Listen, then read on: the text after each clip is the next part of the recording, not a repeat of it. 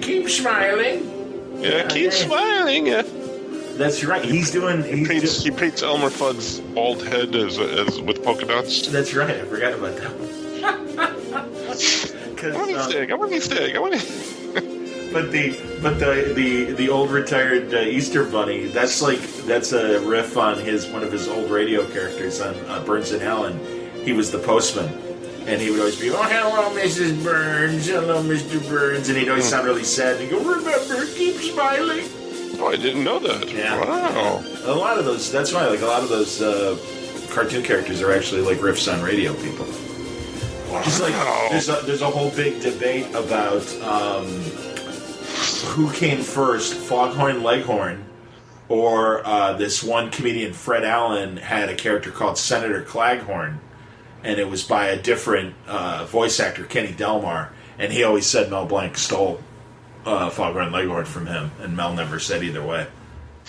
Wow. Somebody knocked. That was Claghorn. Did he talk like that too? Absolutely. Oh yeah, it's fun. And Are we recording this? This is podcast gold, Johnny. I'm actually recording this. That's a joke, son. Kenny Delmar. Because Fred Allen would do this bit on his show, kind of like the question of the week, and he would go down this, on his radio show, he'd go down this mythical block called Allen's Alley, where he would have a cross-section of America, and there was Senator Claghorn was on the street, and Mrs. Nussbaum was a Jewish lady. Howdy, Chevy.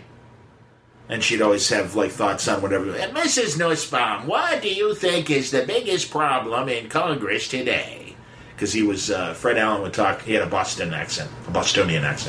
And then they had the guy who sounded like the Pepperidge Farm guy, Titus Moody. Howdy, bub. Pepperidge Farm, remember? Yeah, he went. Well, I'll tell you, bub. Me and the missus, we've been thinking about it all day. And he'd talk like that. And then, Senator Claghorn was the Southern Democrat senator. I'm going to say congressman, but that's true as well. And then they had Ajax Cassidy was an Irish guy who would recite poems. All true. All these ethnicities. It's amazing that between the two of us, how much useless information we know. Oh, yeah. Oh, God. Yeah. Oh, God, yeah.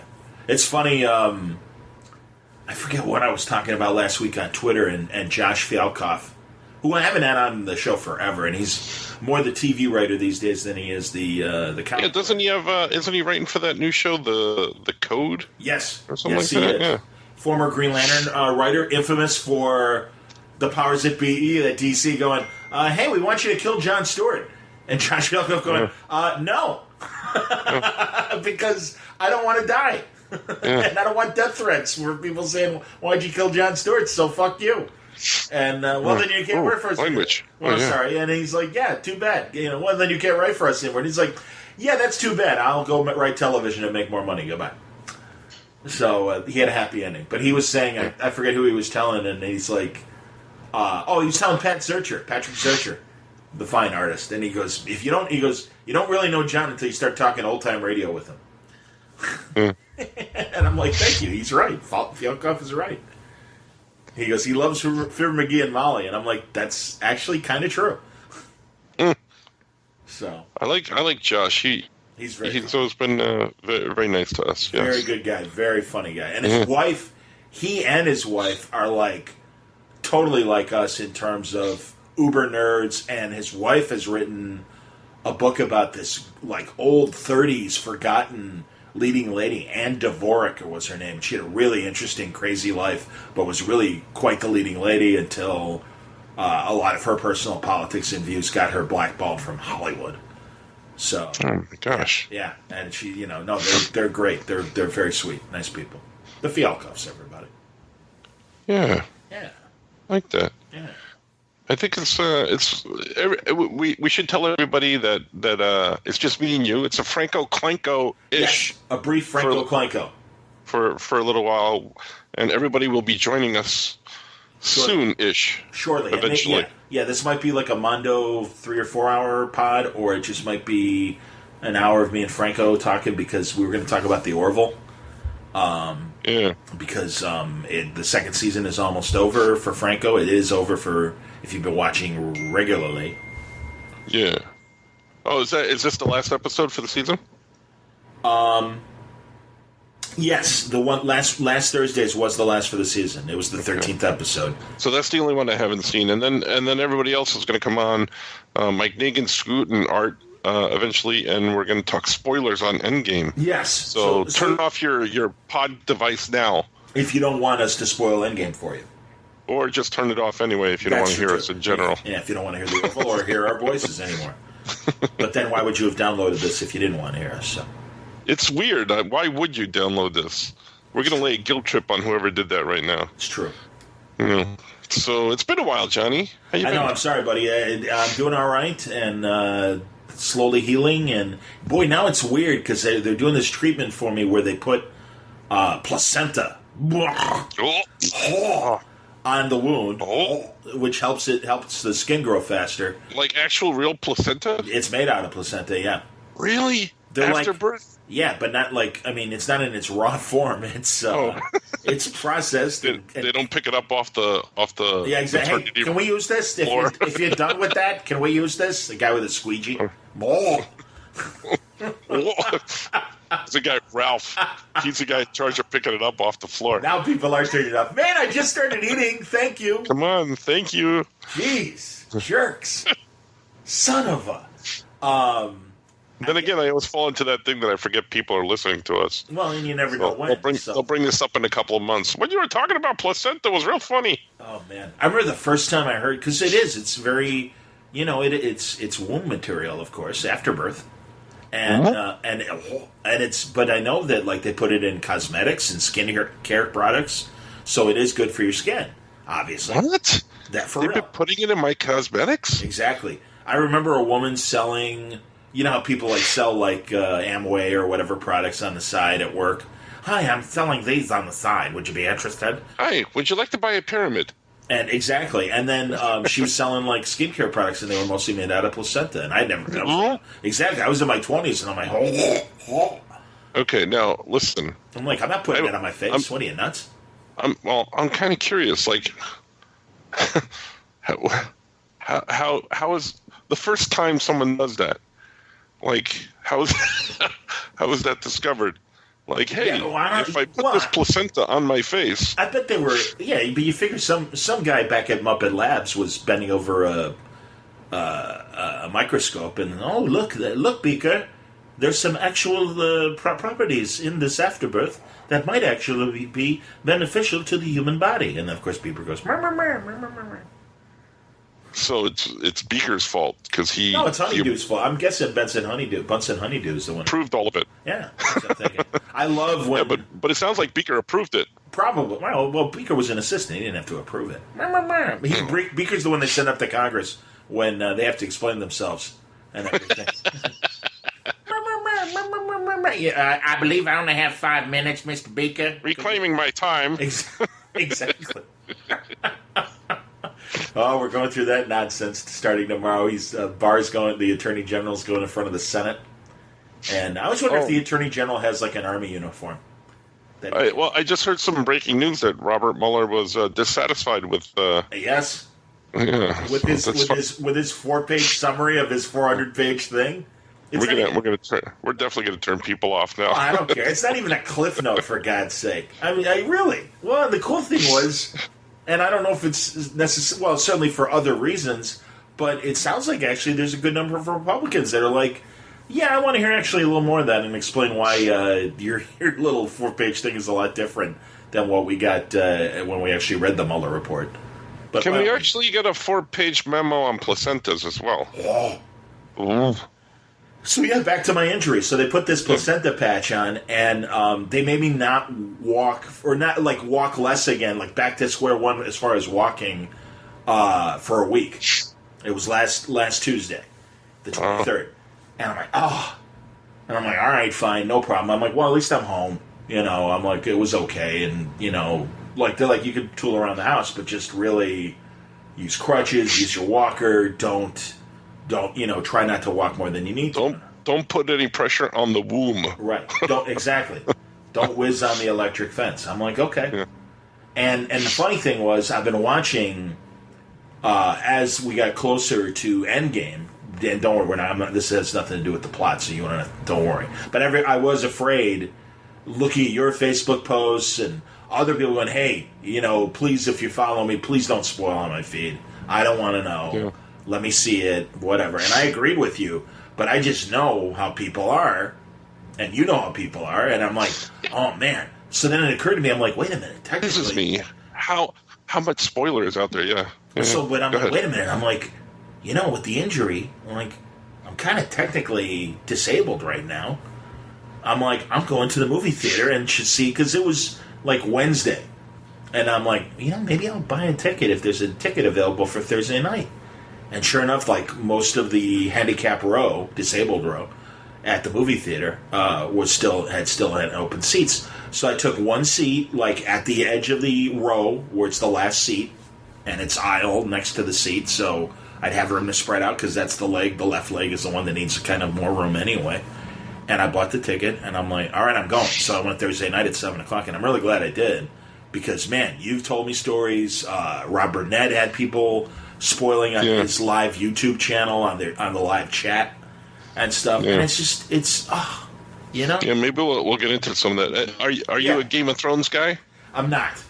Oh, we could have talked about that as well. Yeah, sorry. No, let's talk Orville. Honestly, man, I think it was a massive step up in the second season. I do think the writing improved.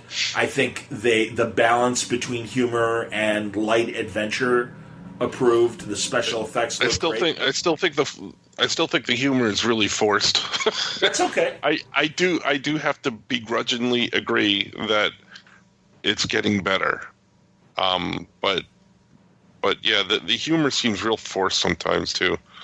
Yeah, I understand, and I can appreciate that, and I still think it's kind of empty Seth MacFarlane humor. Like even the second to last episode, he and Gordon are playing a video game in his or trying to play a video game, and he's having trouble with like the like Xbox like controls.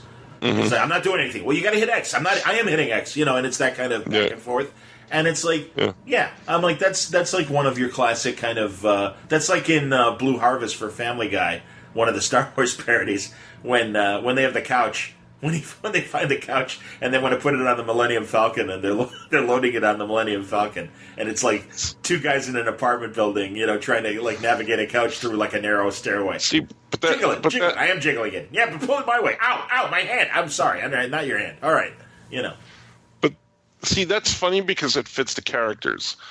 What bothers me is that McFarlane and that other guy are supposed to be they're supposed to be like super smart, driving this spaceship through the cosmos here, and he can't figure out a little handheld button device. But I kind of have a feeling that controls on a spaceship or an airplane are a lot more simple than frankly an Xbox is, and having the forethought of, well, you got to hit the triangle 7 times, and then you hit the X, and then you hit the button by the joystick, and then go Y. What? Because I confess I'm terrible. Whenever I play Arkham City or any of the Batman games, all I can do is make Batman walk around in a circle and not really accomplish anything. Or constantly walk into a wall. I can't get him off the wall. I don't understand what the problem is.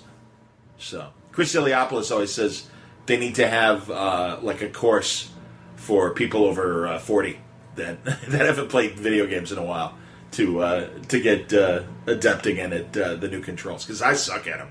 And the Super Nintendo control is the last control I could actually handle. So it's been a while. Oh, now I want to play the Super Nintendo Star Wars games. See?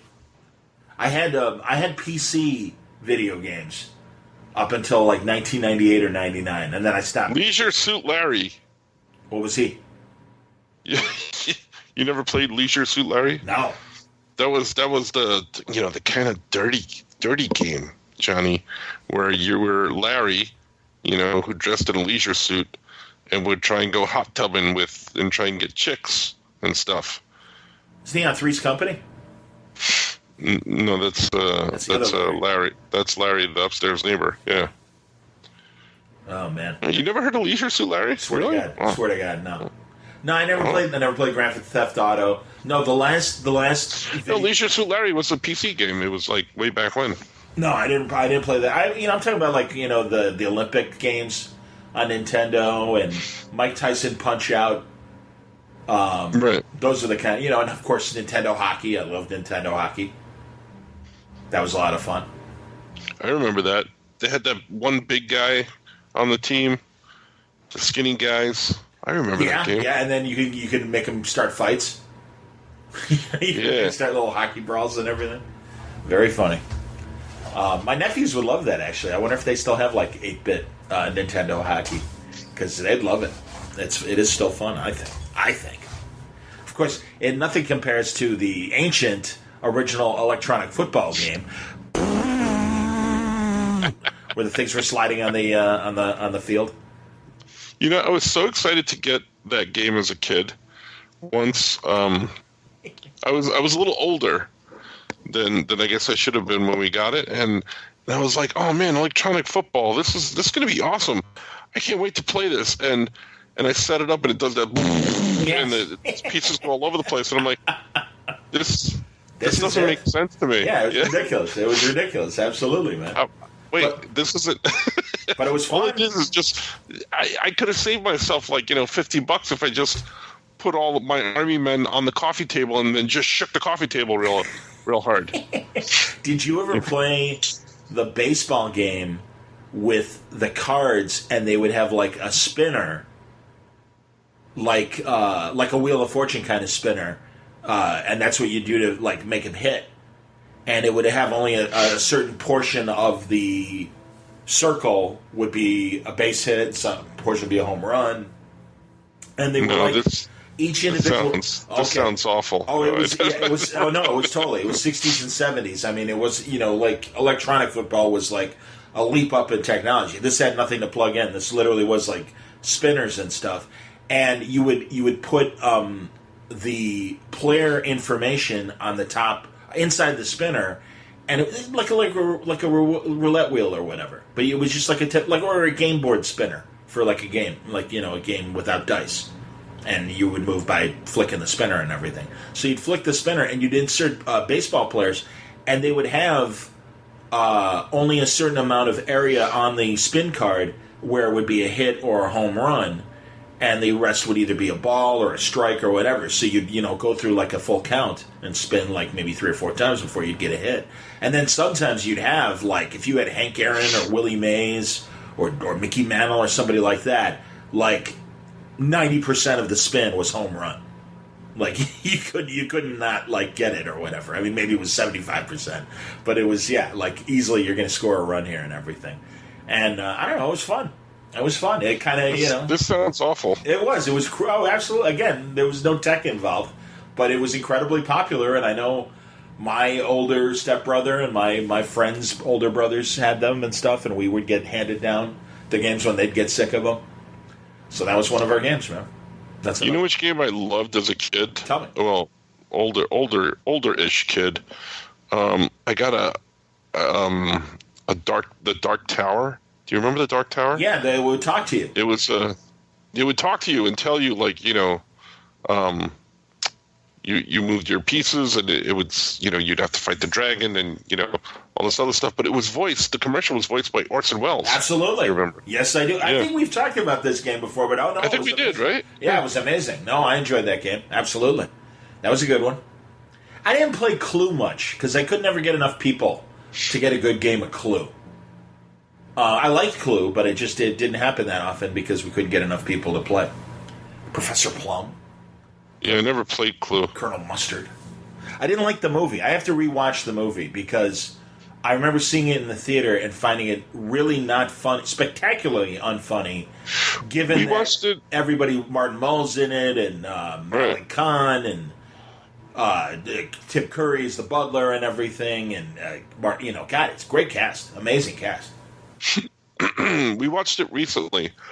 How was it? Excuse me. Was it funny? I had never seen it. Okay. I knew about the 3 different endings in theaters and stuff. Yep. And all that stuff, but I had never really seen it. And Mark from the store, Brother Bear, as we like to refer to him, yes. loves this movie, and he's like, "Oh my god, I can't believe you have this movie," because I had purchased it years ago.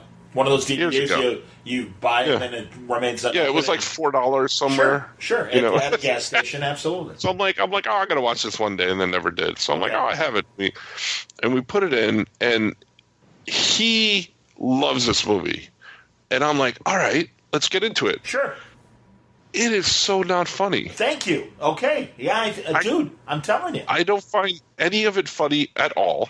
Yeah, and I'm thinking, what are you watching? Yeah, it was like my dismayment, it's like when you watch The Orville and you tell me, oh, it's great. And I'm thinking, what the hell is John watching? No, I get it, and I understand your frustration, because I remember feeling that way in the 80s when it came out. I think it came out when we were in college, or when I was in college. Maybe you were in high school.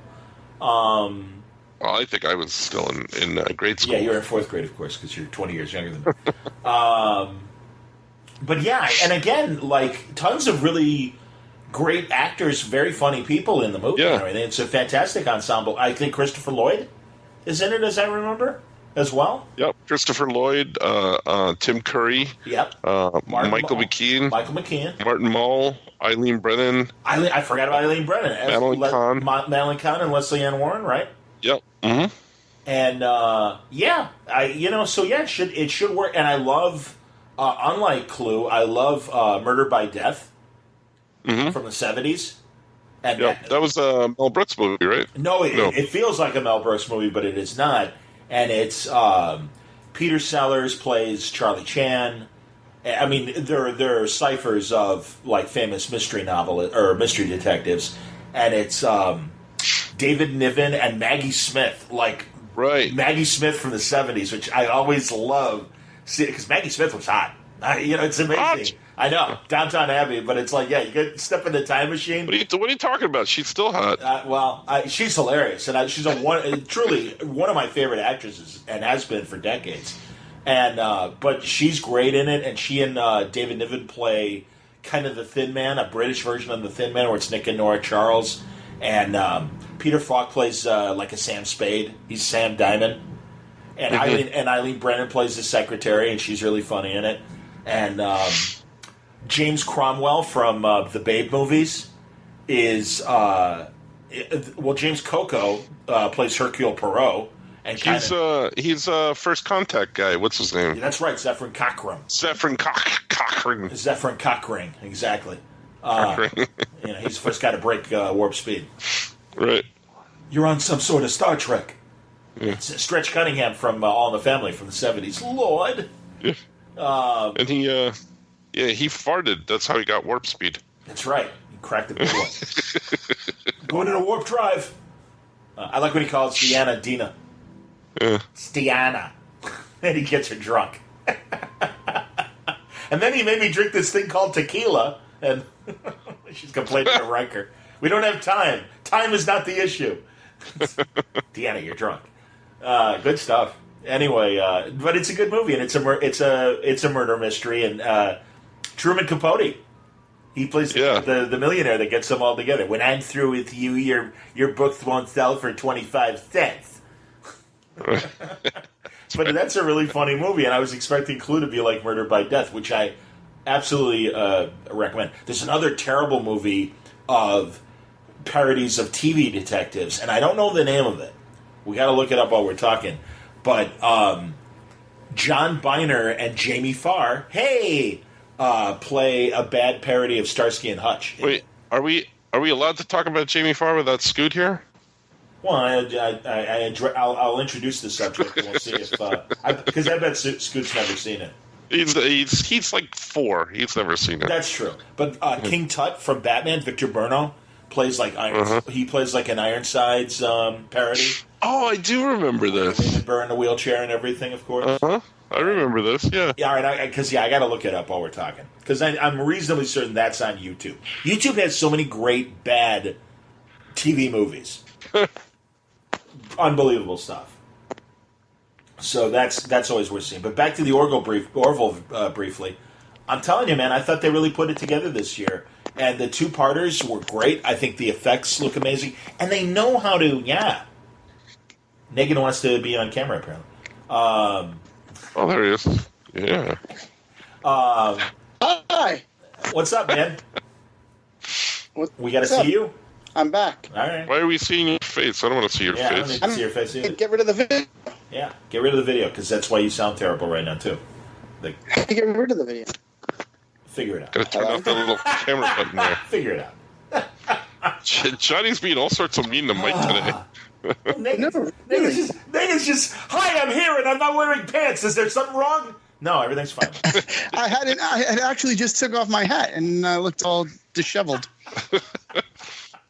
We were just talking about, do you remember a TV movie, Mike, I think it was probably the 80s, of, they were all parodies of TV detectives, and John Biner and Jamie Farr played like a parody of Starsky and Hutch in it. It's like Murder Can I Be... do not remember that. It's called Murder Can Be Hazardous or something like that. I'm going to look up Jamie Farr's IMDb. So you guys are done talking about popcorn then? The Orville, exactly.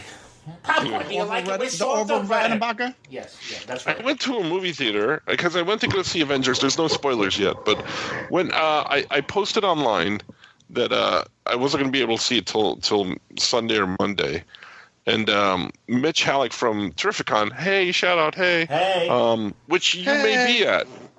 Possibly, yeah. Johnny, Actually, I did a conversation with Mitch, and it will be on Word Balloon later in the next few days, if not next week. Oh, cool. So Mitch was very kind enough to say, hey, I have an extra ticket. I bought it for my son, but he's not coming back down from school. Do you want to go? And I'm like, yeah. But I had to go drive like an hour and a half out of my way to go see. Oh, that's hilarious. But I did. Wow. I went to go see it, so I went to go see it on. But the story, the not the moral, but the whatever of the story is, I walked in and the first thing I saw was a life-size stand-up cutout of Orville Redenbacher, because they were serving Orville Redenbacher popcorn. Interesting. So you can edit that out, exactly. Johnny. If only I could. I could, but I don't feel like it. There you go. Very nice. Yeah. Well, that derailed everything. That was certainly worth 5 seconds of our lives, wasn't it? Well, that Johnny just hates my stories. He hates them. I can derail in other ways if you want. It's totally up to you. Oh my God.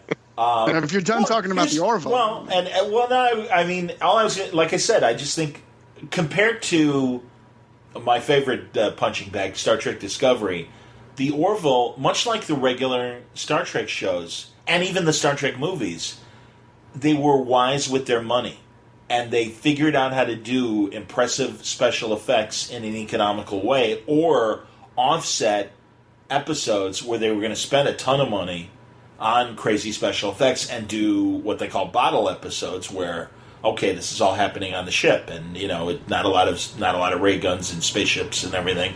Very simple. They're called bottle episodes? They call them bottle episodes when they're all like one set, that kind of thing. And in fact, Harv Bennett, the producer of the Star Trek films involving the original cast, he came in because they spent so much money on the first Star Trek motion picture in '79. He went to Paramount because it was enough of a hit. But they're like, man, it costs a lot of money. And he's like, I can do this, but I can do this cheaper. Because he came from television and used to produce the Hulk and produced I am the Hulk, yeah. The Bionic shows, $6 Million Man and Bionic Woman. Ooh, I think they're all streaming now on NBC. Or something like that. NBC Universal? Oh. Because you dropped $6 Million Man and Beyond, or as my dad used to call it, Biomic. Not Bionic. Biomic. Biomic Woman. That's cool, because, you dropped for a second, but I assume that's what you were saying. Yeah, and I was saying how they're all streaming on there, and my dad used to call the Bionic Woman the Biomic Woman. So, I'm a big fan. Lindsay Wagner's still flying. Oh, yeah. Still quite yeah. The best episodes were the team-up episodes where Bionic Man, $6 Million and Bionic Woman were together, and they do that slow-motion run together. Oh, yeah. True love right there. Oh, dude. Truly, when Jamie Summers died in the original 2-part story, I was crying. It was sad. And I mean, that's right. Oh my god! And also then, like when with the episodes when they bring her back, you hear Lee Majors is like sing this bad kind of plinky jazz song about yes, and it's so bad. It is so bad, but it's hilarious. Yeah. And as I always say, $6 Million Man, the celebration of the leisure suit from its inception to its evolution into the late 70s and early 80s. Every kind of leisure suit, Lee Majors wore it. My favorite episodes are the one where Lee Majors was sporting the porn stash. That one season. And he got in trouble for it. It was awesome. Because he did. He came back one summer, and it's like, all right, I guess he's got a stash. I guess that means we can't use a bunch of old footage of him running where he's clean-shaven, but okay. And then he came back for the final season, and he shaved it off again. And like, seriously, what's the matter with you? I kept getting pissed at him for doing that. And he's like, shut up. I don't care. I'm married to Farrah Fawcett. I don't care. Exactly. He was. Okay, by the way, this movie that I was telling you about with King Tut and Jamie Farr, it's called Murder Can Hurt You. And it sounds like it would really be funny, but it wasn't. And it's a spoof of TV crime dramas. Someone is murdering all the great detectives and cops, and it's up to the remaining few to find the killer and stop him. And let's see here. So we had... but of course, Jamie Farr and the other guy. Who was the other guy? John Biner. Are the worst of the detectives, because that's how those stories always play out. I don't know. Let me go through your cast here and let you decide. They're the goofy. No, meaning they're in the plot. They're the goofy, slapsticky. No one believes in them. Scrappy underdogs, and they actually solve the whole thing. How do you that's know the way that always works out. There you go. I know. That's what I'm saying, because that's the way that always works out. Tonight. Mike is my punching bag tonight. You've actually seen it. Next time I see Mike at a convention, he's going to punch me in the mouth and be like, "That's that one night where you would not lit up on me." I am not going to punch you. I will kick you. You might kick right in the womb. Right in the wound. Right in the wound. Well, here, no, not in the wound. You got to hear. The other area. Thank you. You got to hear the beginning of the podcast. He described they're putting placenta womb on his wound. It's true. So now we're calling it the womb wound. It is true. The womb wound. The womb patch on the womb. That makes it sound like Patrick Gleason. Woo woo, Norton. Yeah. Here, check out. Listen to this cast. So Victor Bono, King Tut. He played Chief Ironbottom, obviously Ironside. Tony Danza, his character's name was Pony. No, Pony Lambretta. Oh, yeah.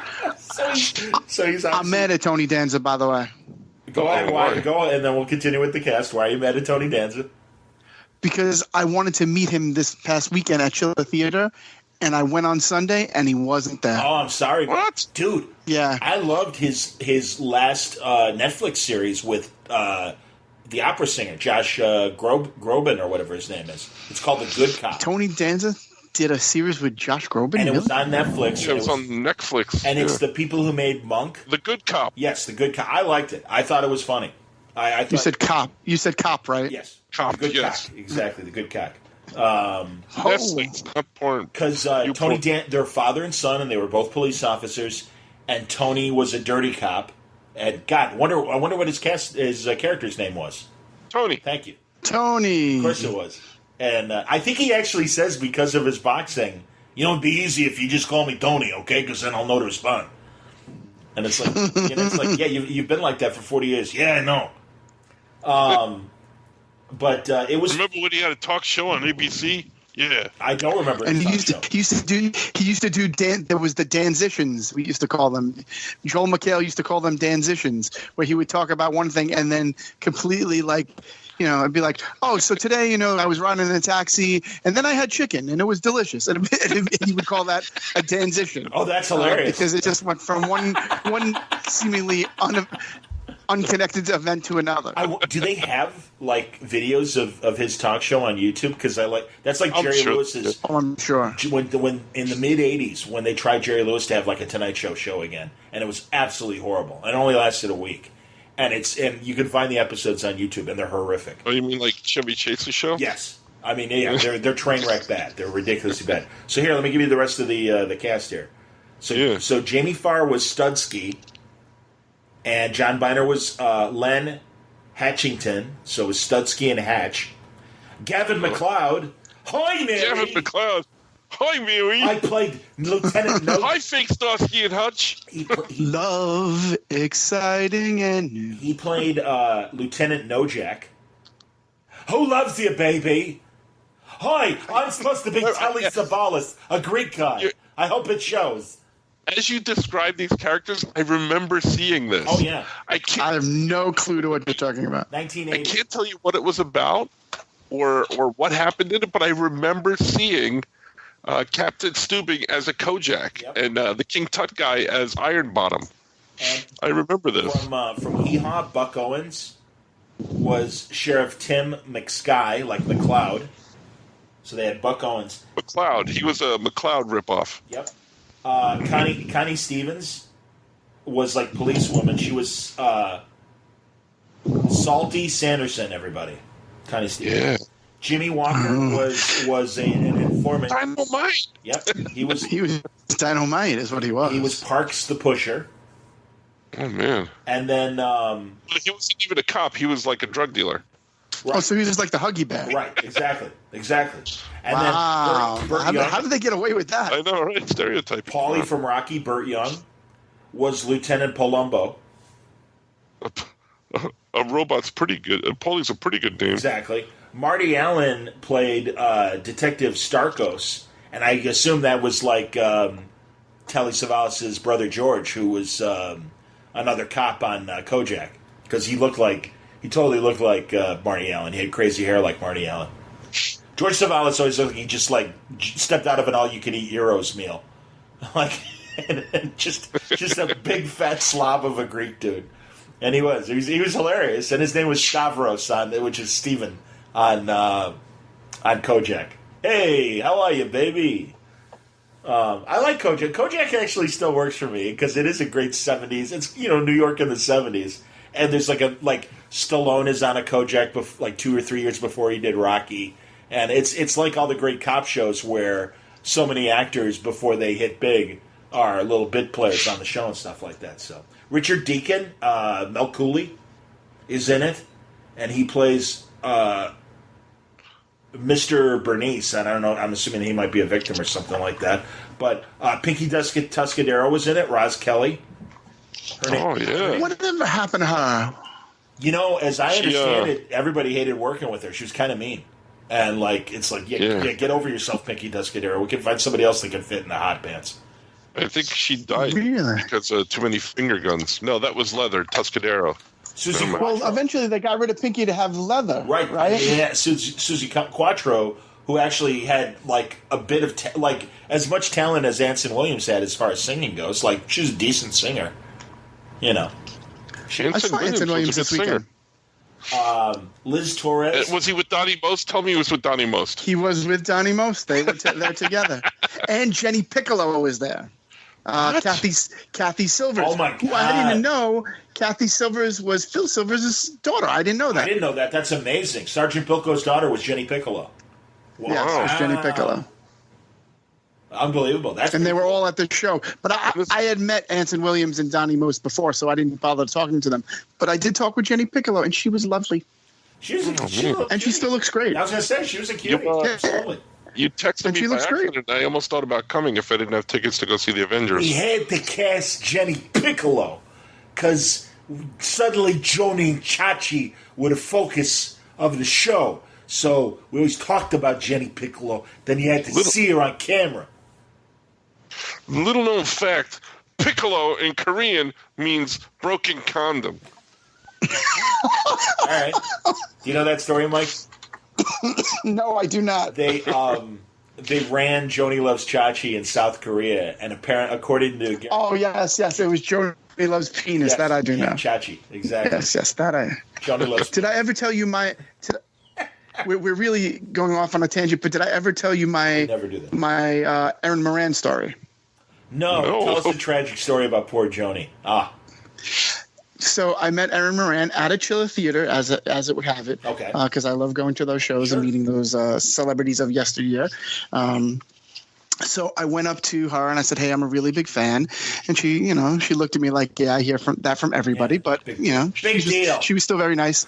And I said, "No." I said, "I also happen to be a big fan of Joni Loves Chachi, and she fully deadpan. She was like, "Stop." I was like, "I'm not joking. I really loved that show as a kid." She's like, "You don't have to mess with me." I go, "I'm not messing with you.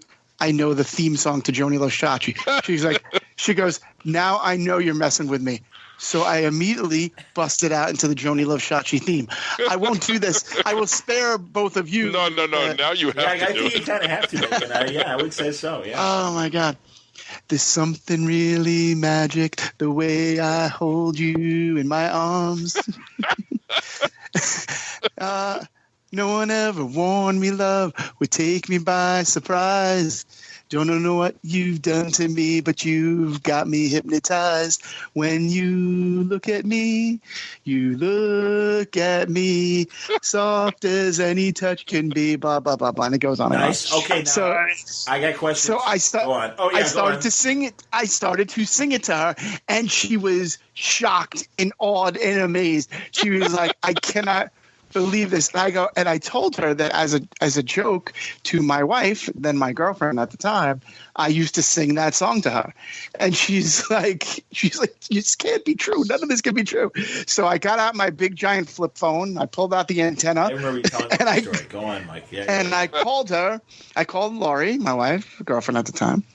Oh, we might have been married at the time. Anyhow, and me and Joni sang the Joni Loves Chachi theme song over the phone to her. I sang the Chachi parts. She obviously sang the Joni parts.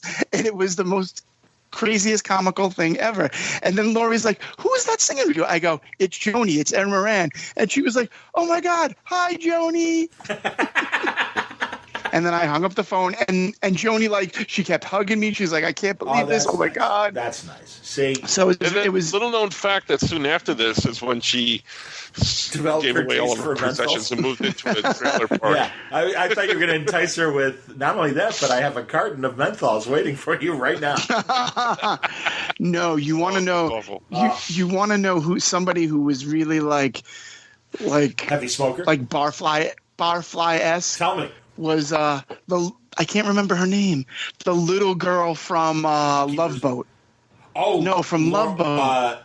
Julie not Julie. Julie was this cruiser. Not Julie. Captain Vicky. That was it. Captain Stubing's wife or daughter. Captain Stubing's daughter. Yeah. Daughter. Yes, I met her at a chiller also, and she fully was like, "Got a pack of smokes." That voice, you know. Hilarious. Yeah. I used to be a cute little kid. Yeah, it was totally that. Real easy. Okay, I wanted to go through the Joni Loves Chachi cast before we go off on another tangent because, am I right? Wasn't John Travolta's sister Chachi's mother? Chachi's mother, correct? Yes. And Ellen Travolta. That's right. And then also because Al always needed more to do, Al Molinaro was on Joni Loves Chachi as well. He made the trek to the spinoff. No, but he was at least smart because he kind of went back and forth. Okay, like when they left, yes. They left. Well, sort of like they came back. They came back, but they didn't leave. Al was on both. Al did both. Okay, all right. But Scott, Joni and Chachi were gone for a season. And I think that's when they brought in Jenny Piccolo and all those, which didn't make sense. The best friend was there while the other ones went off to college. It was kind of dumb. Well, but Jenny was, not as bright. Exactly. Right, and they brought in Ed McGinley, which is the death of any television show. So Ted, right? Ted McGinley. Ted McGinley. Didn't I say Ted? You said Ed. Ed, yeah. Yeah, he is. Oh, no, I might have cut out. He was on the Love I said Boat, Ted. It might have right? cut out. Yeah, and Married with Children, of course. But that one lasted. Married with Children lasted for a while. But not only a couple of years after he took over. Yeah, but a couple of years is pretty damn good. Yeah, that is pretty good, man. Because the other guy left. I forget why. I know we're getting off on a tangent. The original Steve or whatever. Yeah. Yes. Well, they were a different couple. It wasn't the same couple. Oh, that's right. Because Marcy just married the hunky guy. Right. Jill Whelan, by the way, was Vicky. That's it, Jill Whelan. Yes. And I want to see if I can get her IMDb. She's the little kid on Airplane. That yeah, that's right. With the heart right. The stewardess takes the guitar and starts singing, knocks out her IV, and she's She's got the sucker fish face. Yeah. and her eyes are crooked. The other kid and everything. Yeah. The girl who takes the guitar was, I forget her name, but she starred in the TV series version of Private Benjamin. Lorna Patterson, ladies and gentlemen. Yeah, I had a crush on her. So did I. That's why I know her name, Lorna Patterson. Yeah. Oh, I remember that. I thought the Private Benjamin show was okay for what it was. It wasn't bad. It was. I remember that. It was on that too. She was. She made the switch from came over from the movie and played the same role. Eileen Brennan. Yeah. Excellent. Right. But yes. God, we don't.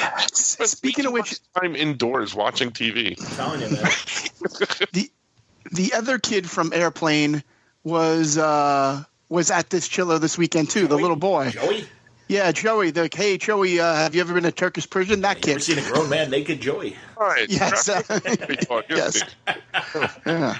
That kid was that. Peter Graves. Peter Graves, who I met at one of Brother Bear's Orlando shows.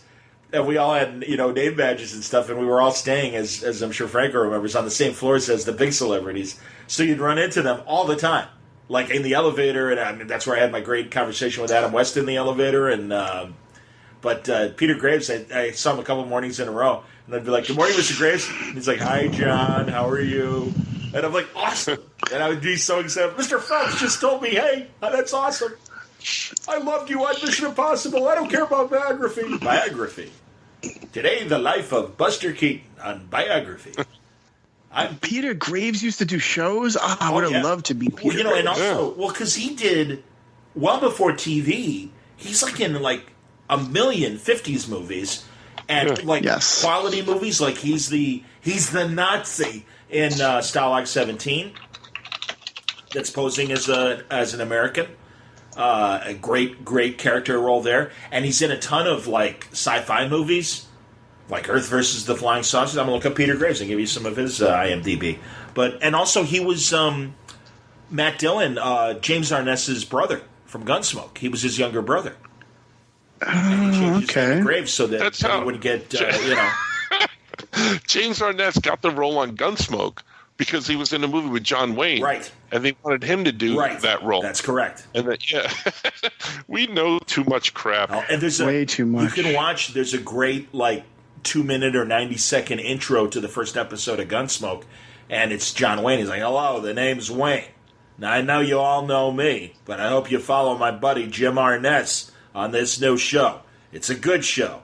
I'll be watching. You should be watching. And now here's Gunsmoke."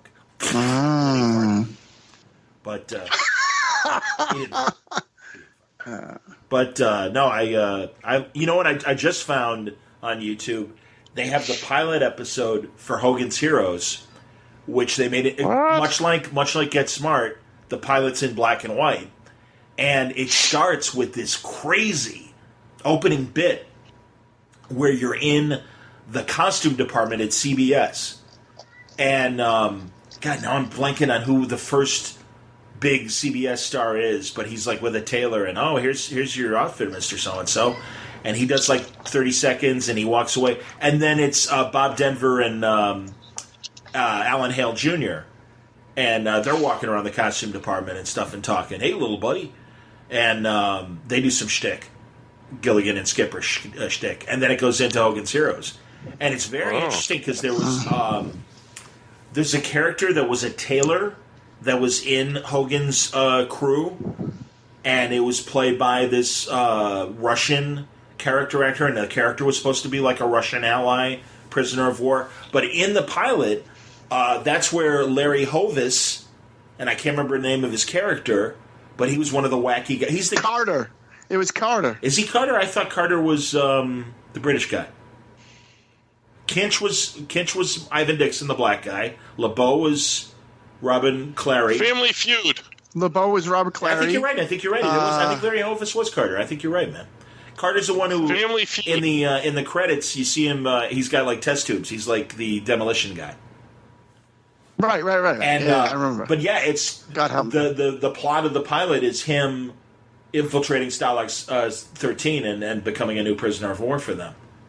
And it's like, how is he? Because he sneaks in the camp, and it's like, he replaces another guy that, like, heads off to the forest, and I guess the underground gets him out of Germany or whatever. But it's like, okay, whatever. But it's on YouTube, and it's interesting, and it has that very weird, like, network intro of, like, oh, you're going to love this show. Or as I liked when Stan Freberg made a commercial about it, and he said, so is it fair to say if you liked World War II, you're going to love Hogan's Heroes? And Bob Crane goes, no, I don't think we should say that.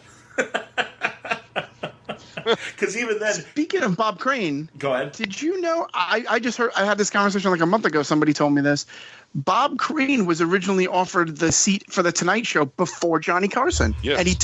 And he turned it down. I didn't know that. Well, because he was, along with being an actor, he was a DJ on L.A. morning radio, and he was very capable as a interviewer and a host and everything. So I could totally see that. And imagine if he would have taken that job. It would have changed the face of television. Well, until maybe his pervy side life, like perviness came out. Yeah. I guess so. Have you seen Autofocus? I love that movie. That's all. No, I have not. Yeah, whatever happened to Greg Kinnear? It's all exactly. It's all about Bob Crane's pervy private life. And he used to make, like, hardcore porn movies with, like, his wife and his all the people. And Inga, the woman that plays Colonel Klink's secretary, used to be in the movies too. Hot. And Richard Dawson? Because Richard Dawson. Nope. Well, he just did soft porn where he kissed all the females. Hello, everybody. Hello, love.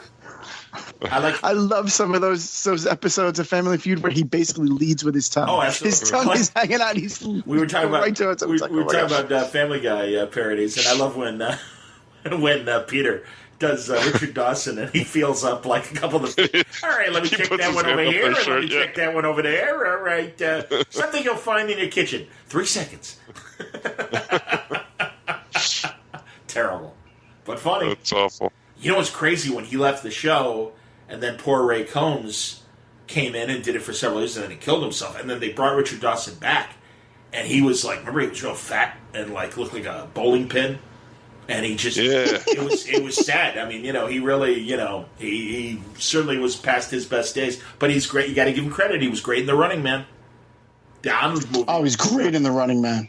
That's such a good flick. Absolutely, Ben. I'm going to make a deal with you, Ben. Good stuff. And he's yelling at the network executive on the phone. He goes, come on, if we don't do that, we got Gilligan's Island. And you hear a pause. Gilligan's Island. The people on the island. Dun, dun, dun, dun, dun. Yeah, that one. He starts humming the theme song. Yeah, that one. It's like awesome. Richard Dawson. Good stuff. I will confess, I like Hogan's Heroes because of the absurdity about it. And I love the retro shaming. Hogan. I'm gonna make a shirt called retro shaming. I really think I'm onto something because I talk about it now all the time. I was talking about it with Larry Young from Astronauts in Trouble, AIT Planet Lair. I had him gripe with me about Discovery because I couldn't handle it anymore, and I know he doesn't like Star Trek Discovery as well. And we're talking about retro shaming because in my current prime example is that John Wayne article that resurfaced from the early 70s, the Playboy interview he did. And I'm going, that's terrible, that's horrible. And it's like, yeah, that's from 1973, and guess what? 1973 took care of it. Because it's not like John Wayne did that and everyone just shrugged and walked away. Everyone's like, can you believe the racial and anti-gay stuff that John Wayne is saying? Yeah. How dare he say that? And everybody absolutely was up his butt about being such a jerk. And it's like, yeah, because they, even then, yes, believe it or not, he was admonished for it. So I'm glad you people just discovered it, but again, good news. 1973 took care of it, but thank you. But hey, thanks for playing, as I like to say. Johnny's on a roll today. Yeah, I know. I got a burp. You're on fire. I know the placenta's hitting me hard. That's why I can't deny it. It's all that new blood in you. It's revving you up. It's true. I feel like a man of 20. I'm very young. I feel incredibly young. So young. You're 72. I'm very young. I can't explain. I'm young. Yeah, I guess being young means you don't have the words that you need, do you? Mr. President. God, that's so funny. And it's like, yeah, you're ripping on a guy who's 5 years older than you, and he's in his 70s too. So that looks good. I'm young. I'm very young. I'm Robert Young. Yeah. Anyway. Ooh, speaking of Robert Young and Marcus Welby, MD, James Brolin was on that show. That's right, he was. Thanos' dad. He was on, Marcus Welby, yes, indeed. Oh, yeah. You know, right now on Amazon Prime, a great 70s sci-fi movie that deserves your attention, Capricorn 1. Remember that movie? Oh, that's a good one. I remember that one. O.J. Simpson?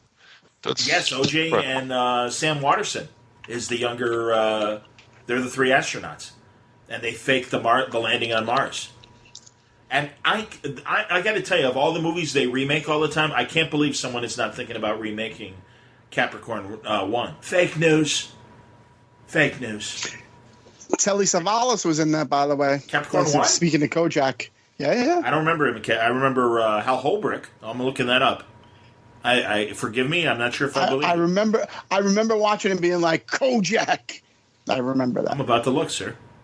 Brenda Vaccaro in Capricorn 1. She played... Brenda Vaccaro. She played James. James Brolin's wife, and Elliot Gould is the reporter that's trying to break this. I will Elliot Gould, by the way, apology, sir. Once again, he's there. He's there. Telly Savalas plays Al Bain. Telly Savalas. I have no idea who that is. I don't remember who he played. I just remember being like, Kojak's in this movie. The David Huddleston from Blazing Saddles is in it, and he's the old millionaire in Big Lebowski. I'm in a chair here, Lebowski. Little known fact that David Huddleston is Tom Hiddleston's no relation. Thank you. And then, of course, my personal favorite, David Doyle, who I remember a great article on. Bosley! Yes, exactly. Who's David Doyle? David Doyle's Bosley. Yes. Hello, Charlie. The angels are here and are looking lovely. Hello, my only job is to turn on this speakerphone. He's also Grandpa Pickles from Rugrats. That's big. There you go. David Doyle.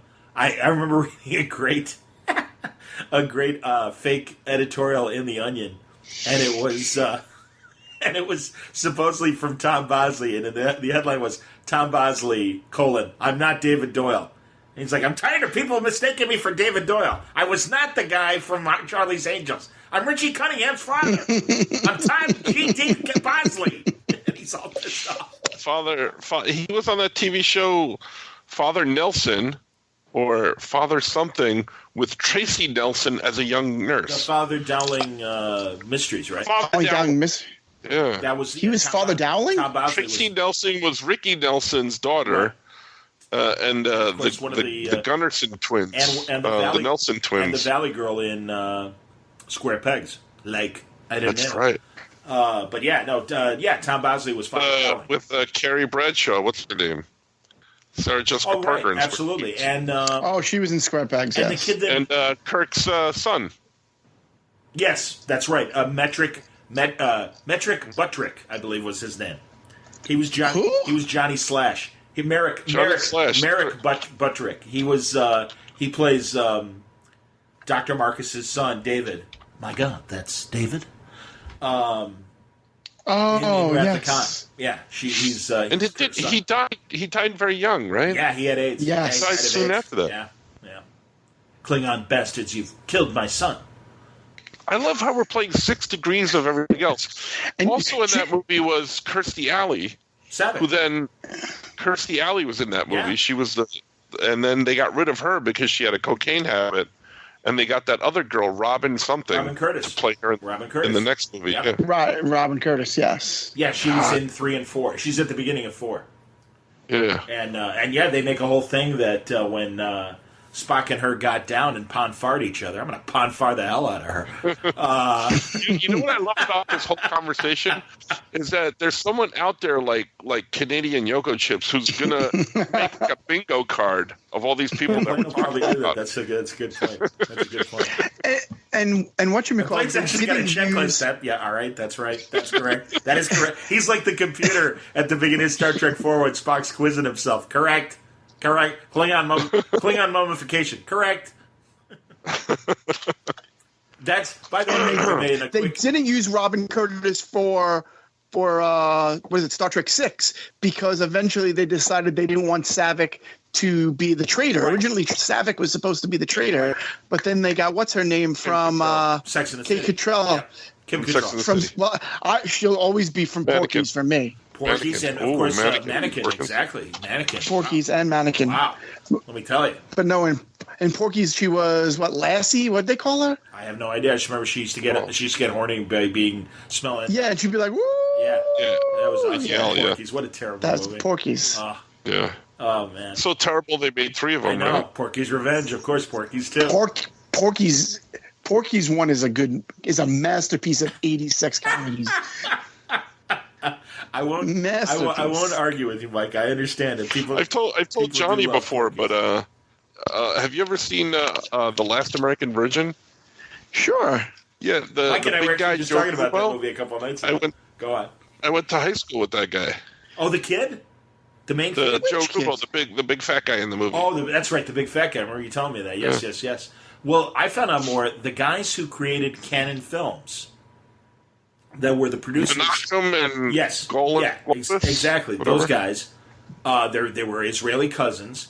They produced Last American Virgin, which was a huge hit for them. But before that, they made the same movie in Israel, and it was called Lemon Popsicle. And I don't know if it was set in the 60s or the 50s, but it looked kind of more retro than Last American Virgin did. And that was, like, literally the biggest comedy in Israel for, like, several years. And was such a hit that was the seed money that they needed to then go to America and create Canon Films. And the Canon documentary about the history of Canon Films is unbelievably great. I want to see that. What's that called? I'll look it up, sir. But it's, you know who's in it is Deanna Troi, because she made a lot of bad exploitation movies before she became Deanna Troi. And She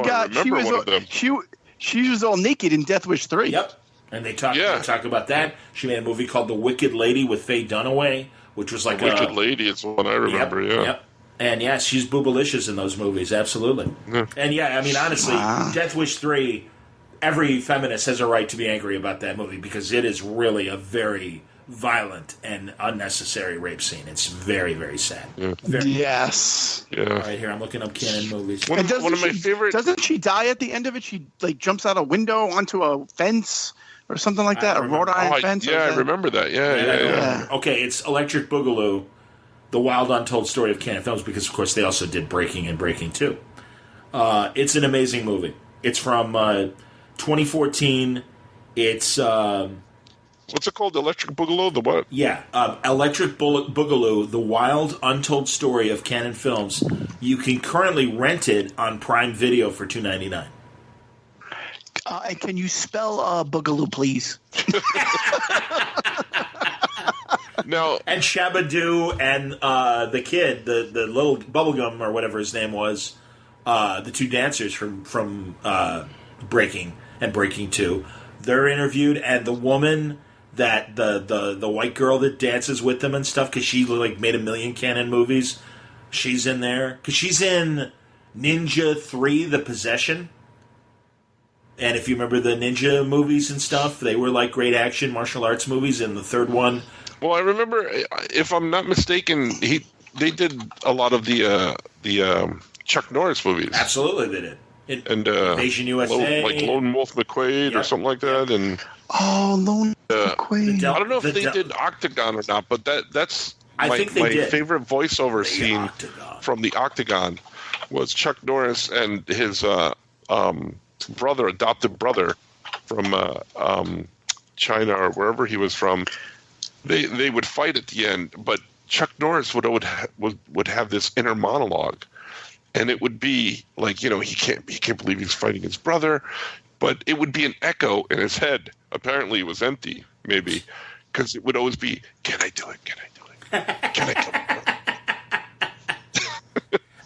it?" The Canon film, it's $2.99. I was seeing if it was on, if you have Amazon Prime, if you could just get it for free. You can, but it's only $3, and I swear to God, best $3 you'll spend that day. It's a very entertaining documentary. Sybil Danning is in it. The Boobaloo. I remember Sybil Danning. Oh my Sybil God. Danning is in it. Absolutely. Well, can I tell you my Sybil Danning story when we're done? Yes, please. Yeah. Can you say it, but slowly and in a breathy voice? Thank you. You want it now? Or, yeah. I like the way you say that. So I get a call one day, and this was right after we put out some comic books. I did a book called Flesh and Blood back in the day. Okay. It was about vampires, and they were well endowed vampires. But I got a call from Sybil Danning's agent or whatever, and they wanted to do a comic book, and they had Paul Peltier doing the artwork, and Wow. yeah, they wanted me to, and I'm like, what do you want me to do with this thing? And they're like, well, we want you to put it out, and we saw your book and blah blah blah. And I'm like, well, I put the book out by myself. I don't have the money to do this. And I said, who's going to buy a book with Sybil Danning in it anyway? And the guy just went off on me. Oh, she's still relevant today. I'm like, no, she's not. She wasn't relevant. I don't think she was relevant then. That's what I said to the guy. He got real pissed at me, and he yelled at me, and he cursed me out and hung up on me. Funny. That's my Sybil Danning story. I like it. I liked her in Amazon Women of the Moon. Yeah. She was in that. And she was in an episode of the Superboy TV series. Amazon Women in the Avocado Jungle of Death. Oh, is that another one she was in? I don't know if she was in that one, but Shannon Tweed might have been in that one. I'm not sure. One or the other. Shannon Tweed, another favorite of mine. I love Shannon Tweed.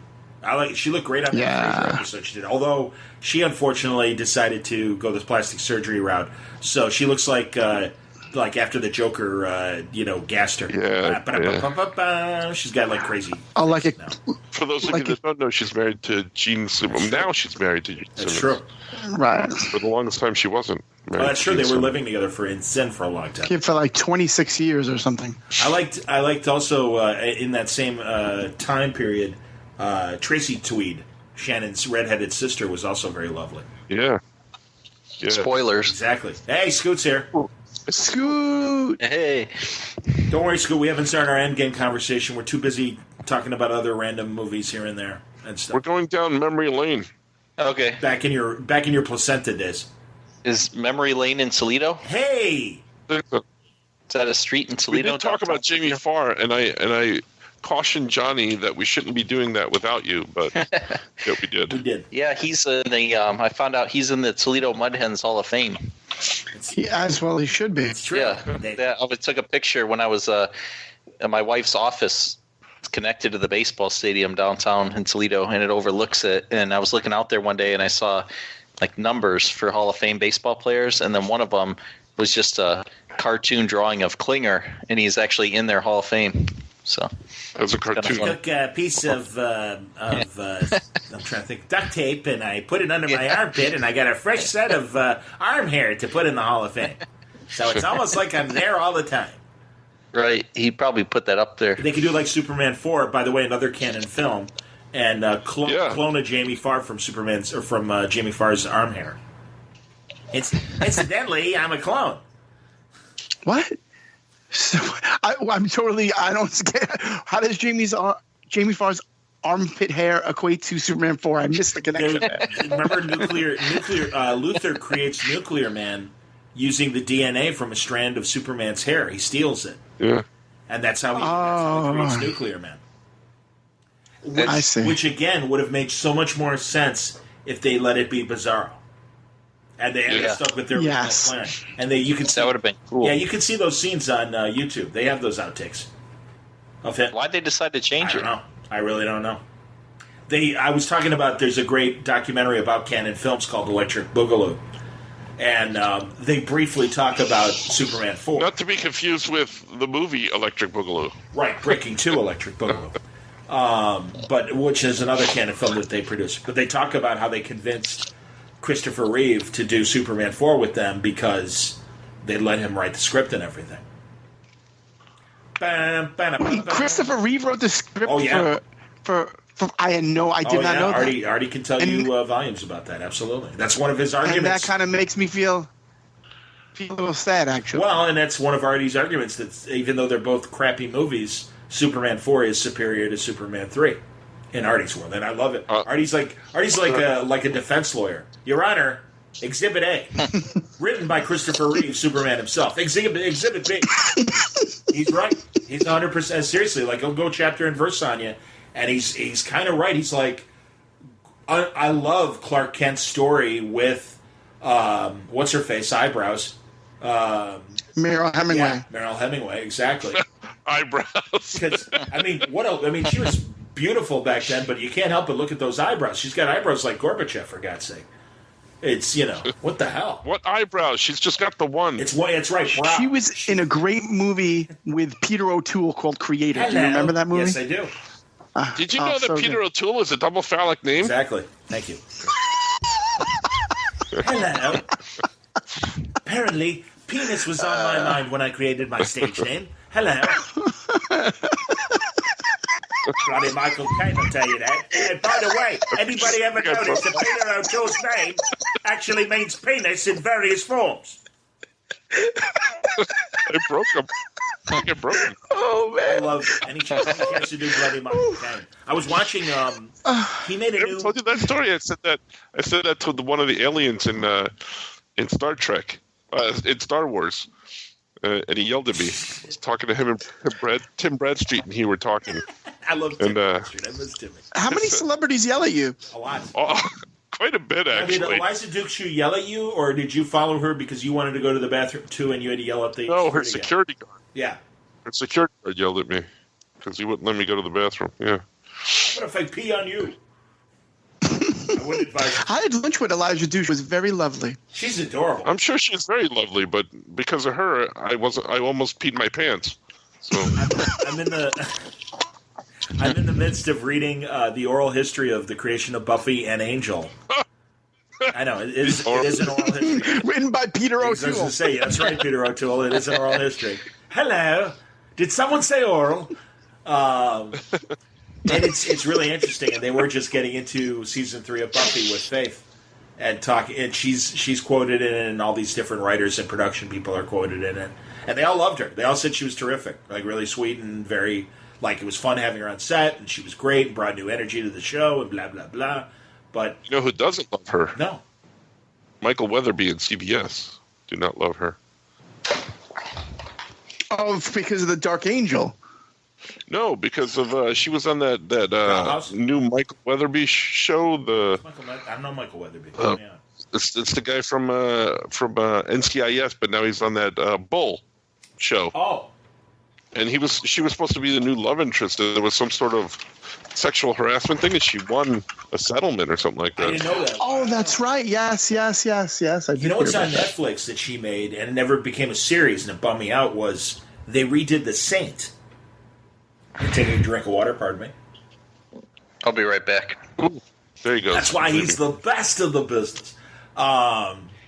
And they were going to redo The Saint. And it's funny because I always say, wouldn't James Bond work better if they finally just say James Bond is a code name and explain all the different actors that have played James Bond over the years? Because there's that whole oxymoron of he's a world-famous secret agent. Like, he'll walk into a hotel in Hong Kong, Mr. Bond, welcome again. And it's like, he's a secret agent. Why do all these people know who he is? This makes no sense. But anyway, they were going to do that with The Saint. And she was the capable female in the new thing, and they have a new guy that's Simon Templar. But both Roger Moore and Ian Ogilvy, the '70s Saint, were both in this pilot for a new show, and they were kind of setting up that the Saint works for like a spy organization, and because Roger Moore not only playing the original television Saint, he was a participating producer, and he actually owned a piece of the show. And became incredibly wealthy because of that '60s show, well before doing Bond, and because it was an international hit. And I love that he really believed in, he always believed in the franchise and would be very he was involved when they got Ian Ogilvy when he was Bond. He helped cast Ian Ogilvy as the new Saint and everything. And I always thought that was kind of neat that Roger Moore always had a hand in television production. But yeah, they were going to do. I haven't watched it. The pilot is on YouTube, or rather on Netflix. Oh. But they never went to a series. But yeah, it's like a 2-hour. You said oxymoron before, and that brought up like one of my favorite lines from Oscar, the movie Oscar with Sylvester Stallone. Hi, Oscar. He calls Chaz Palminteri an ox and a moron. Good stuff. I like that. I was movie. about to say I will confess guilty pleasure, Oscar. I will. I like that movie. Yes, I'll admit that. One of the most expensive comedies in that company's history because all the sets burned down. Wow. On the back lot. Oh wow. Yeah, because if you watch the movie, it's a period piece, like in the 20s or 30s or whatever it is, and all the sets burned down and they had to rebuild them all. That's not good. The movie never made enough money. That's not good. And yet they let him make Stop or My Mom Will Shoot afterwards. Mm-hmm.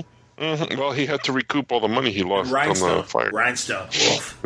Him and Dolly Parton. Oh, I liked Rhinestone. Yeah, I'm going to sing country music, okay? Yeah, good idea. I like that movie. Good idea, I'm a Rhinestone cowboy. Yeah.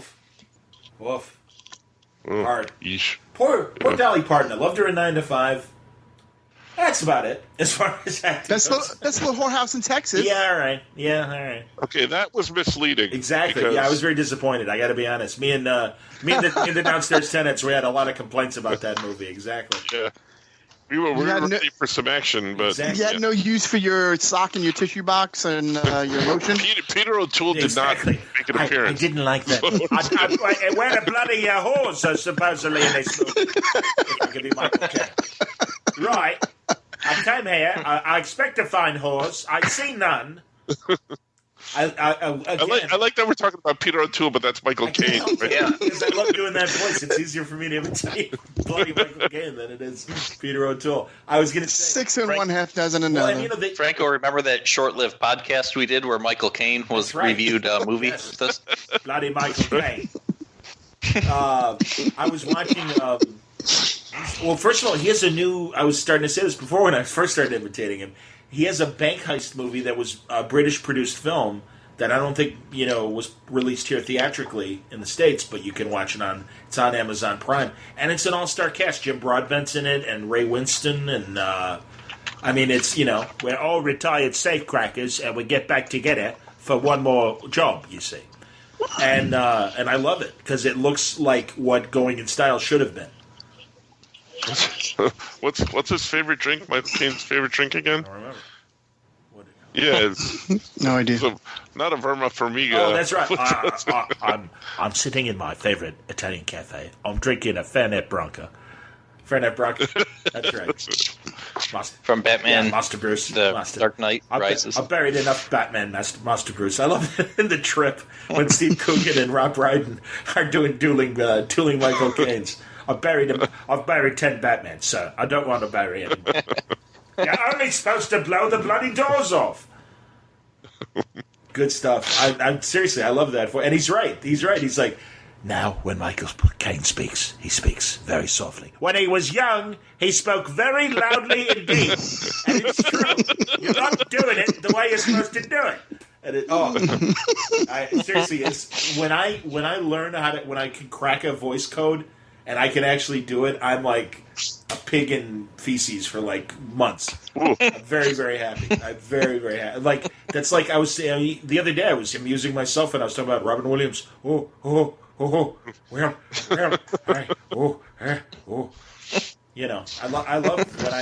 telling you, when I land on a voice, I'm very excited. I get very happy. What was the one I was going back to Michael Caine and Telly Savalas? They did a movie together. Was that the Assassination Bureau? It's Poseidon Adventure 2. Oh, man. Like he's also in Jaws. Beyond, actually, it's called Beyond the Poseidon Adventure, but I will accept Beyond the Poseidon Adventure. He's in Jaws. Poseidon Adventure 2. No, Jaws. Electric Boogaloo. Jaws 4, The Revenge, where it's about Jaws 4. It's about Brody's wife, Roy Scheider's wife, who was married to the head of Universal, Sid Sheinberg, and that's the only reason why that movie was made. Was to give her something else to do. She's in 1941. She plays Ned Beatty's wife in 1941, and she's a decent actress. But it was such a like, all right, fine, we'll make Jaws 4, and so yeah, she's like the female lead. We'll hire Michael Caine. Exactly, and he's like, well, I did it as a favor to Sid Sheinberg. I owe him a lot. So it's like, all right, whatever. Of his movies, I just bought The Great Blame It on Rio with him and Joe Bologna. And Demi Moore and Hot Naked Girl, whose name escapes me. That's in Youngblood, I believe. Yeah. with Rob Lowe. I think it's the same woman that was. She's also in Diagnosis Murder. All right, I gotta look her up now. Cynthia Gibb is the one in Youngblood. Yeah, maybe it wasn't Cynthia Gibb then, because I do love Cynthia Gibb too. Wow. Wow. Cynthia Gibb was in. I think I met Cynthia Gibb. She's lovely. You probably did. Yeah. Man, boy, I'd like to. I feel like I have. I'm sorry I confused Michael Caine. I almost said he was in Jaws 3, but that was the one with Dennis Quaid and Lou Gossett Jr. That's right. Iron Eagle? Right. No, yeah. No. Jaws 3. Actually, technically Jaws 3D. Exactly. Technically Jaws 3D. Absolutely. What wasn't Cynthia Gibb also the love interest in that John Ritter movie, Hero at Large? No. I remember loving that movie as a kid. was too young. It was Ann Archer, believe it or not. Yeah. Ann Archer. That was a great flick. I love that movie. I remember loving that movie. It is excellent, and I always recommend to people. Where were you on the last podcast we talked about that? You talked about Hero at Large? Yeah. Oh. We're going to talk I don't know, about... where was that? Blame It on Rio, kids. Available on Amazon Prime. So we got that going for us. All right. Stanley Donen. Peter O'Toole will make an appearance. That's right. No, but only Michael Caine will. Come on, where's the rest of the cast here? For God's sake. For Christ's sake. Is Hero at Large available for download somewhere? I need to watch that movie. Which one? Hero at Large. We can look that up as well. I don't believe so. I need to. But he needs John Ritter. It's a very. A very Frank Capra, little guy against the system movie, and John Ritter's amazing in it. And I always say it's literally like a great superhero movie that people should see. Very, very funny. You know what other amazing John Ritter movie is Problem Child? No, it's not. With it's also an amazing Michael Richards movie too. And also a Gilbert Gottfried movie. Is he in that? Terrible movie. You know, it's a good a great movie. Michael Richards movie is UHF. That's a good one. Michelle, all right, now, again, Cynthia Gibb in Youngblood. Michelle Johnson is the lovely ingenue with Demi Moore in Blame It on Rio. And that's the one that... Cynthia Gibb was in the television version of Fame. I didn't know that. I know that she was on, like, the first couple seasons of Diagnosis Murder. She's on with... Again, another TV version of somebody like Lorna Patterson with Private Benjamin. She's in with the guy who was the TV Ferris Bueller. I remember that guy. What did you just say? Remember there was a TV Ferris Bueller? TV show. No. It was the same time that they did a knockoff version of that called Parker Lewis Can't Lose. Parker Lewis Can't Lose. I can remember. That was that was really funny. That was the kid from Stargate. That's right. What's his name? Yeah, the guy who replaced Michael Shanks for a couple seasons. At the same time, there was a Ferris Bueller's Day Off TV show. Colin Nemec. I need to look this up now. And at the same time, there's Corin Nemec. Saved by the Bell, like too. your butt, Colin? Corin, okay. Not Colin, Corin. Can we call him Colin like we call Verma Farmiga? Can we call him Colin Nemec? Corin. Colin. Hey, it's Colin Nemec. It's Colin. It's Corin. Yeah, sure it is Colin. Wait, how are you? How do I find this Ferris Bueller Day TV show thing? IMDb. How you doing? I just looked it up. It does not come up. Poor Mike. How you doing? Poor Mike, man. I'm serious. Mike's going to beat the hell out of me the next time he sees me. I swear. Shut up, John. Jesus. 20 years of friendship down the tubes, show. Man. Oh, my God. What the hell? Who are all these people? I don't even know any of their names. Jennifer Aniston was on this. Yes. She played the sister, right? Did she play... Yep. She played Jeannie, yeah. Yep. There was 13 episodes. I got to see this. Yeah. I have to see this show. How do I get the show? You go back in time because I don't think they showed it. You might find it on YouTube. There's a lot of lost shows that do crop up on YouTube. And actually, what I've been watching, honestly, because of the wound, the placenta's keeping me up at night. I can't watch. I've been watching Lou Grant reruns on YouTube. Yeah, help me, Lou. Help me. I can't, Ted. I'm working on a story about a... That was a great show because it was very all the President's Men. Like, they really capture newsroom drama, newspaper newsroom drama. It was very good. I don't know if that ever bothered anyone else, but it bothered me when they did like a comedy version of a show, but then they would take one of the characters and put him like in a real serious drama, like Lou Grant. Other shows are like that. Help me out. Trapper John, MD. Trapper John. That was a great show, Trapper John. I didn't like it. I liked Pernell Roberts. I always liked him on Bonanza.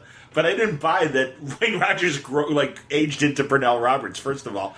And it kind of pissed me off that all the other doctors had wacky nicknames. And it's like, no, you see, they were in the Army. That's why they all had wacky nicknames. And it would be like, Michael Tucci would be like, yeah, I'm Jackpot. I'm like, no, you're not. You're Michael Tucci. Shut up. Yes.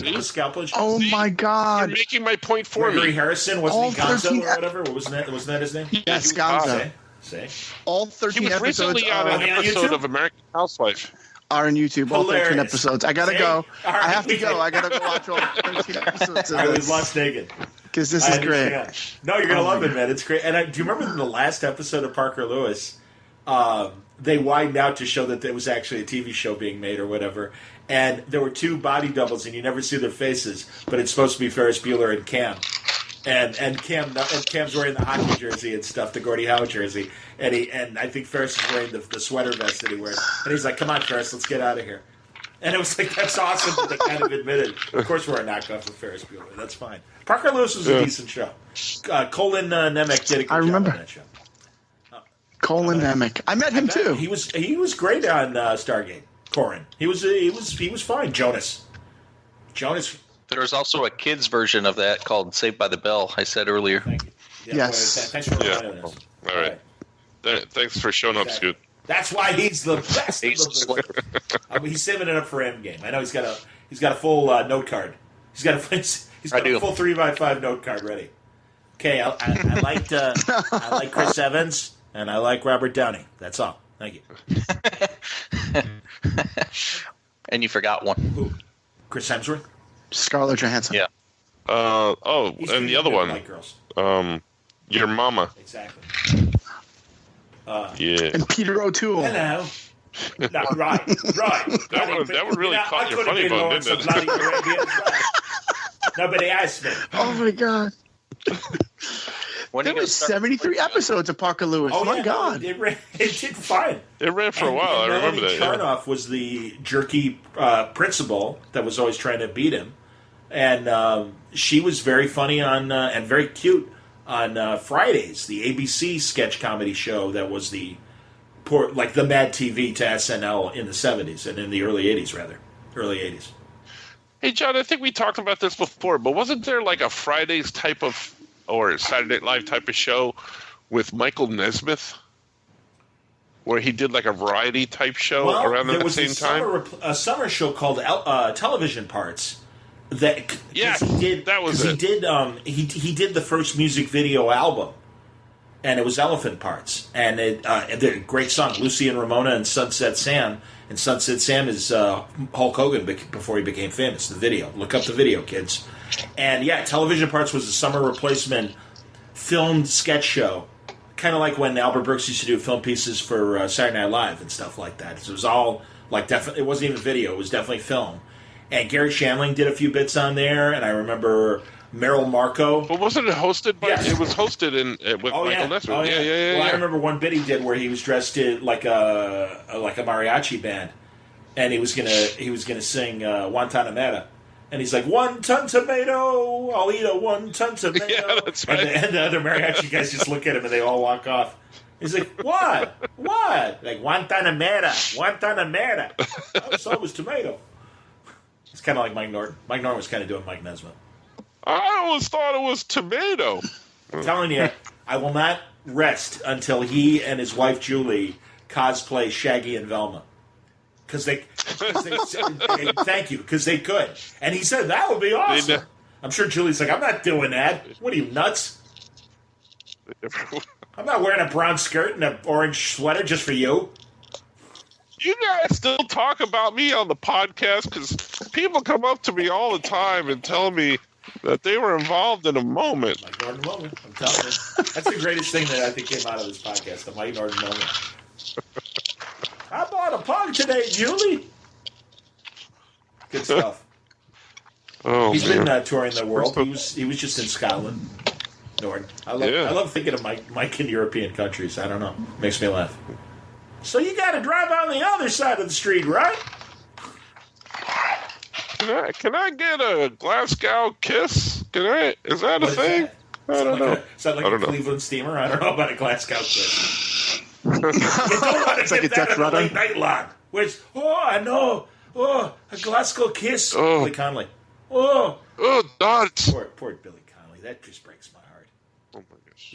He's dying a sad, slow Alzheimer's death. But he got Pamela Stevenson. He got to have sex with her for many decades, so he's got that going for him. Oh my gosh. I know. I used to be on, what was it called? Head of the Class. Great. I took over for Johnny Fever. He did. Good stuff, man. Come on, they used it. They used that Timbuk3 song, "The Future's So Bright, I Gotta Wear Shades." Good stuff. We talked about this. We talked about the fat kid, Dan Schneider, on there. That's right. He became very successful. He created all those iCarly and Drake and Josh. Yeah. He created all that stuff. Insane. I know. And isn't he like in trouble? He's on the down low now because of harassment. Harassment stuff or whatever for back during that time or something. I could be wrong about that. Not good. So.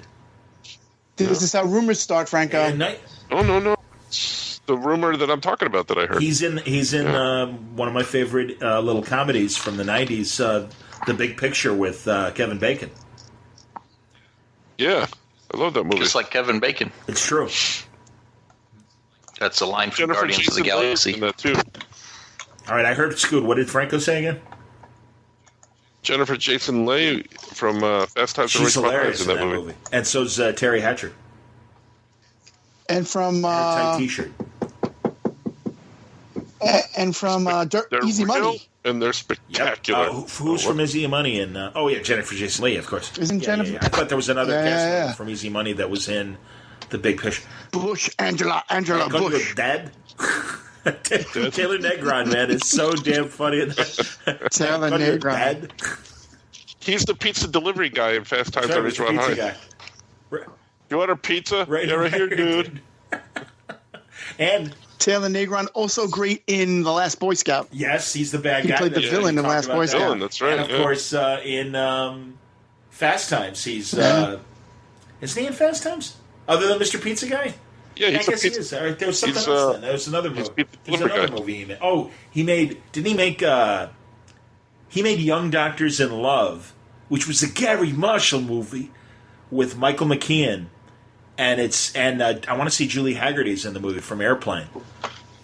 It's a throwaway, silly, just here's crazy young residents on a medical movie. But it was decent. Well, don't they? I could be confusing it with a different medical movie. Oh, I think I'm confusing it with a Steve Guttenberg movie where they all go to Mexico to get their medical degrees. I believe that's Bad Medicine. And what's his face is in it? Oh God, what's his name? I can't think of it right now. He's got a Canadian Yogurt Chips is going crazy right now, trying to keep all this together. It's true. But did Gutenberg ever work with Telly Savalas? Is the question. I don't know. I'm very proud of you for that, Mike. I totally forgot about that. That was very good. Someone's here. Is Artie here? I think so. There he is. Coming on. It's coming soon. I'm coming on. Avatar. Ready? Yeah, jump in, dumbass.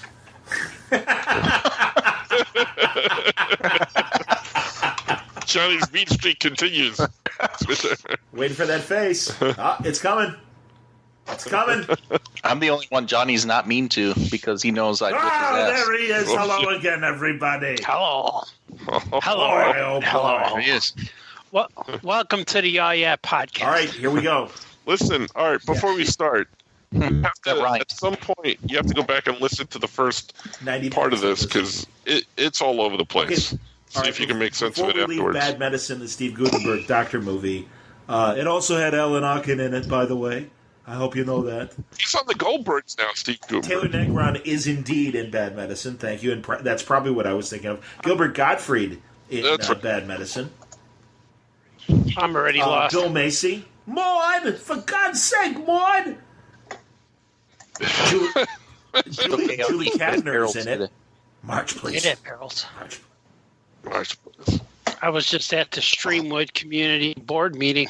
I'm unofficially an unofficial member. because I've been going to these things every month. You should try to get there to be a mandatory Bigfoot you got to gathering. do like a Mr. Smith Goes to Washington. I'm not leaving until this street is renamed Sasquatch Street. Yeah. Oh my God! You know who's a big Bigfoot file? Tell us who a Bigfoot file is. Bloody Michael Caine. I love Bigfoot. I love this guy, this Sasquatch. Neil Adams. Oh, I believe that. Oh, I told Neil you. Adams? Neil Adams. Well, Huge. Oh my Neil God. Adams? Really? He's a Oh squatchy? my gosh. He's a big squatcher? squatchy. He's making A squatchman. he's going to make a movie or a program about it because he went into big detail because he was down at the shop a couple weeks ago. Yeah, he was. And super nice. And he had the best quote I've ever had from an artist came out of him. He was explaining how, you look at the figure of the Squatch and how it's real because of, the way anatomy is put together. And he goes, I know this because I'm an artist. I'm like, are you? He goes, of course I am. I'm Neil fucking Adams. So I'm like, that is awesome. I am going to quote you on that, sir. Oh my God! I That's believe great. him. I believe him when he says that. That's true. It's true. It's true story. So I don't want to go into any detail of what he said. I want you to have a conversation with him the next time we're at a show together. Well, he'll be in. He'll be in. And we need to record it. So we Get him on the pod. Seriously, Well, we will stay. covertly record and get Neil talking about Squatch, and then of course he'll sue me. But no, I would love to hear Artie and Neil talk. He'd probably. Yeah, I'm a He'd do it. I would love to talk to him. I didn't know. I had no idea he was a Squatch guy. Neither did I until I don't know how we got on the subject, but we just started talking about it. And I'm like, oh my God, you need to have a conversation with Art Balthazar.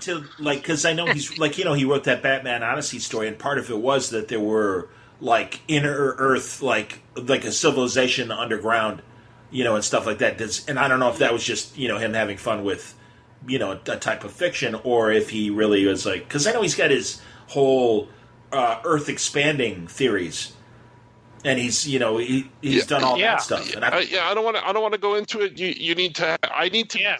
You're not allowed to talk to him though. Without me present. It's got to be all of us. Right. Absolutely. Well, I'll go find him the next one. Yeah. I always say hi to him, and then he just says hi, but I never talk because he wants money. Well, we better show up with a pile of cash. Hey Neil, here's $100. And also, Sasquatch. Oh, okay. before we move off the subject too, we were talking about maybe getting a piece of artwork from him for the bathroom in New York because we do water themed artwork in the bathroom, and he started talking about the bathroom. He goes, now before he let me explain what happened in the bathroom, he goes, are your toilet seats tight? And I said, okay, euphemism, isn't it? What now? Are your toilet seats tight? Like what now? Am I? Is this going to lead into some sort of weird Scotch thing, or what does this mean? And he goes, no. He goes, he does this thing where he tightens the toilet seat because it's the knob is right there underneath the seat. It was a long thing, but anyway. Does he stand on it or something? He carries no. He just checks it to make sure you don't slide off it or whatever. Allen wrenches with him just in case. It's like it's a precaution. Yeah, right. Oh, I can take care of this. Hold on. So he goes, because it has to be okay. And I sent Nick in there. I'm like, go make sure the toilet seat's tight for Mr. Adams. I said, Mr. Adams demands a tight toilet seat. Right away, sir. So Nick did go in there, but then we were talking about the water theme stuff, and he goes, all right, I'm going to have to check out this bathroom personally. So then he went in there, and after he left, we noticed that he gave it his seal of approval. Ooh. He actually wrote on the tile right next to the bathroom, A-OK, or OK, N-A. He wrote. So and he gave it his seal of approval. Yeah. Bathroom, obviously. Oh, he did not charge us, no. I'm surprised. That's awesome. He was beyond nice, and he gave everybody signed prints that worked the event.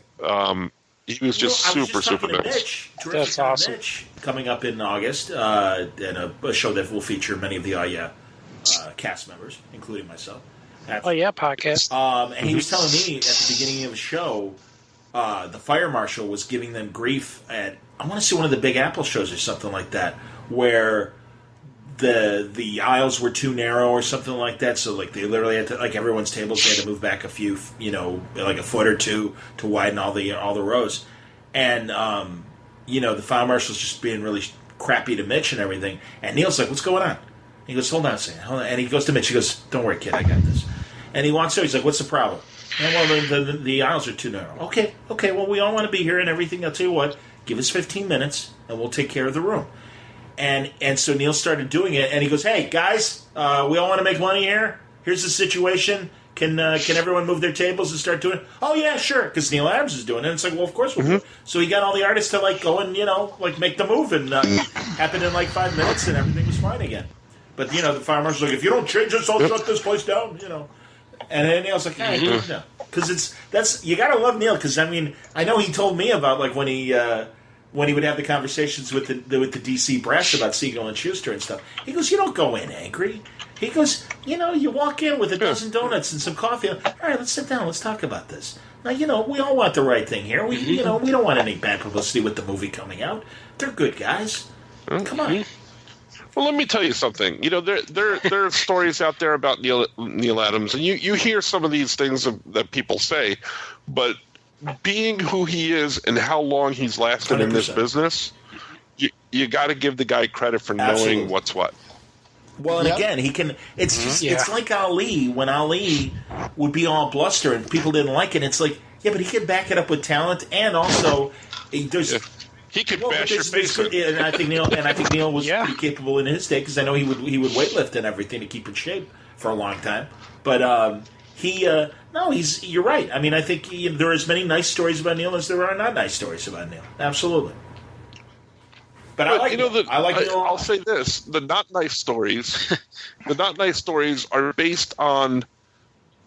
You could see what he does and his actions for artists, and because people complain about the signature thing and stuff like that. He charges for the signatures, but you know what? He's got a point. Is that if you're going to take this stuff and flip it around and sell it for this much money, absolutely, on eBay and stuff like that, why shouldn't he? I think he's still doing this, and you guys would know because you've seen him sell his recent merch. But he started doing like quick sketches. Or I guess his equivalent, not a quick sketch per se, but he was doing, like, forever, he would offer these, like, 3x5 headshots of classic DC heroes. And, like, a Hawkman would be $400, let alone, like, if you wanted Superman or Deadman or Batman, close to $1,000, like $800 or $900 for those. Right. And it was just always crazy prices. But, like, a couple years ago, and I know you guys know once I start talking about it, you'll remember, I saw he had these headshots of Superman and Batman that he was selling for like $150. And I'm like, ooh. And I had to ask him, because knowing what little I know about art and stuff, and I'm like, because they looked slightly similar in a mass-produced sort of way. But they were definitely hand sketches. So I'm like, Neil, did you light box these? Like, so does he have a template that he's just kind of tracing over and everything? He goes, yes, but every line on there is 100% me. And I'm like, okay, all right, that's fine, because then I'm okay with that. I will take a reasonably priced Neil Adams Batman head sketch, because Neil's one of my absolute favorite artists, as he is for our generation.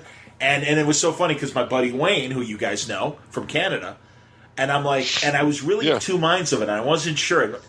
Who is listening right now? Hey, Wayne. Hi, Wayne.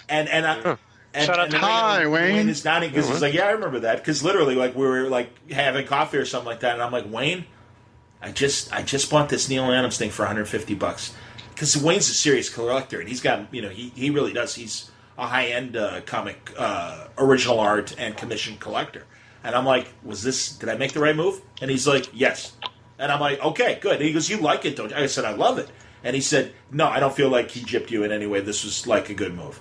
And I do. I love him. And I hope he does still do them, because I think he would move a lot more merch having something that's slightly more affordable. Does he do it? He does do that. He does do for everybody. I'm glad to hear that. He has something at every price point. Yeah, that's smart. And again, because I've bought like cover recreations of, they're not even recreations; they're the original covers of like that great Treasury Edition Ra's al Ghul cover he did for the Ra's al Ghul saga, and some of his recreations he did when they reprinted the Dead Man stuff, and some like that great shot of Dead Man dead and looking over his own body and screaming at the sky, going "No!" I love that's a great one. God, they're amazing. And I know he's done other like characters in that same pose and everything too. But I also got his.